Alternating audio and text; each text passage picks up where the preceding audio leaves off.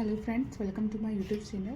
सो आज video PNB category officer का exam जो 5 मई को होने वाला है, तो उसी रिगार्डिंग मैं आपके साथ चीज़ें शेयर कर रही हूँ कि मैं लास्ट टाइम पे क्या पढ़ रही हूँ और आप लोग को क्या क्या चीज़ों पे फोकस करना चाहिए। तो सबसे पहले तो मैंने जो 2 महीने में पढ़ लिया है, वही एग्ज़ाम के टाइम पे मैं उनको रिवीजन कर रही हूँ। और जो भी नए नए टॉपिक हैं, मतलब बाई चांस कुछ छूट भी गया है तो मैं उसको नहीं पढ़ रही हूँ, क्योंकि न्यू टॉपिक पढ़ने से ना कन्फ्यूज़न ज़्यादा क्रिएट होता है और पुराने चीज़ें भी इतना ज़्यादा होश पोश हो जाता है तो हम उसको कवर नहीं कर पाते हैं। लेकिन आपने जितना पढ़ा है उतना ही कॉन्फिडेंटली अच्छे से रिवीजन कीजिए, मल्टीपल टाइम आप उसको रिवीजन कर लीजिए, तो जिससे आपको चीज़ें याद रहेंगी। और उसमें कुछ कुछ क्या रहता है, जैसे पीएसएल नॉर्म्स वगैरह है तो उसमें डेटा है, तो डेटा याद करने में दिक्कत होती है, तो इसलिए हमको उसको मल्टीपल टाइम रिवीजन करना पड़ता है। तो इसीलिए और फिर इसके बाद हमको जो भी आप पीडीएफ से क्विज़ लगा लो, पीडीएफ की मतलब 1-2 पीडीएफ मैंने अपने टेलीग्राम चैनल पे शेयर की हैं आप लोग के साथ, तो वहाँ से जाके आप क्विज़ वगैरह लगा लो। और आरबीआई के सर्कुलर वगैरह की जो भी मेन डिटेल से आप उसको हेडलाइन पढ़ लो। और पीएसएल नॉर्म्स में जो अभी न्यू वाली जो आई है अप्रैल में जो भी चेंजेस किए गए हैं एजुकेशन लोन वगैरह में, तो वो आपको पढ़ना है, उसका अच्छी तरीके से रिवीजन वगैरह कर लेना। और बस यही है कि मैं लास्ट टाइम पे रिवीजन ही कर रही हूँ, कुछ नहीं कर रही हूँ। और इसके बाद आपको एग्ज़ाम हॉल में क्या क्या लेके जाना है, तो एडमिट कार्ड लेके जाना है, आपको एक ओरिजिनल आईडी लेके जाना है। ओरिजिनल आईडी आप जो लेके जाओगे उसकी जेरॉक्स करवा लीजिएगा आप, तो जेरॉक्स कॉपी उसकी ले जाना। इसके बाद आपको 2 से 3 फ़ोटो लेके जाना है। 2 से 3 फ़ोटो इसलिए क्योंकि आपको एक फ़ोटो तो आपको एडमिट कार्ड में लगने वाली है, और 2 फ़ोटो कभी कभी वो लोग 2 भी ले लेते हैं, या फिर एक फ़ोटो तो नॉर्मली है जो अटेंडेंस शीट पे लगती ही लगती है, वो लेके जाना है। 2 पेन लेके जाइएगा और एक ट्रांसपेरेंट बॉटल लेके जाइएगा। ठीक है, ये वाली चीज़ एग्ज़ाम हॉल में लेके जाने, कई लोग मुझसे पूछ रहे थे। ठीक है, अब दूसरी वाली, अब थर्ड चीज़ मैं आपके साथ शेयर कर रही हूँ कि आपकी स्ट्रेटजी क्या होनी चाहिए एग्ज़ाम में। तो सबसे पहले रीजनिंग के लिए आपको मिसलिनियस टॉपिक पहले कर लेना। मिसलिनियस टॉपिक में जैसे सिलॉक्स आएगा, इनइक्वलिटी आएगी, अल्फ़ा न्यूमेरिकल सीरीज़ आएंगी, तो वो आप पहले कर लेना।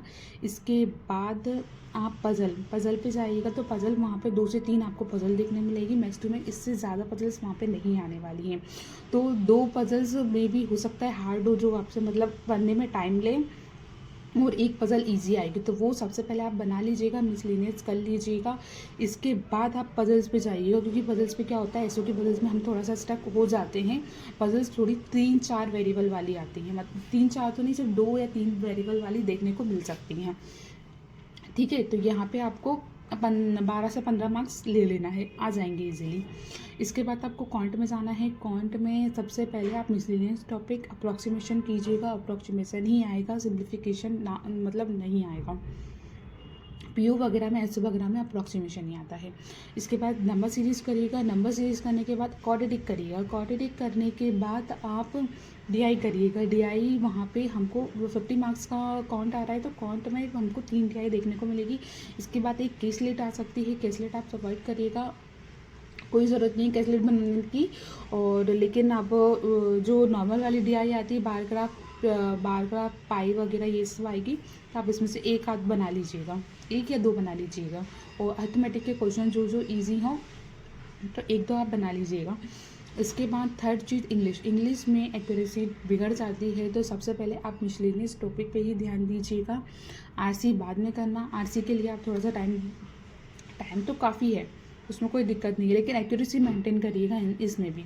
तो इंग्लिश में एक्यूरेसी बिगड़ जाती है, तो इसलिए बोल रही हूँ कि आप पहले मिसलेनियस कर लेना, फिर इसके बाद आरसी उठाना। आरसी करने के बाद ही आर्ट्स करने के बाद ही आपको जो आ रहा है वो करिएगा, पैराग्राफ फुल स्टॉप वगैरह ये सब करिएगा।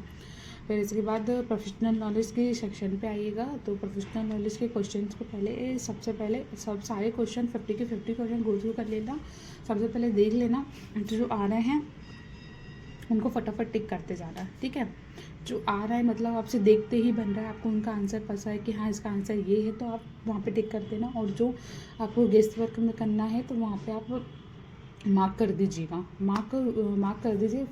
फिर उस क्वेश्चन पे जाइएगा, फिर उसके बाद क्वेश्चन अच्छे से पढ़िएगा, फिर सॉल्व करिएगा, ठीक है। सॉल्व करने वाले न्यूमेरिकल सॉल्व करिएगा और थ्योरेटिकल है तो उसको पढ़ के मार्क कर दीजिएगा, ठीक है।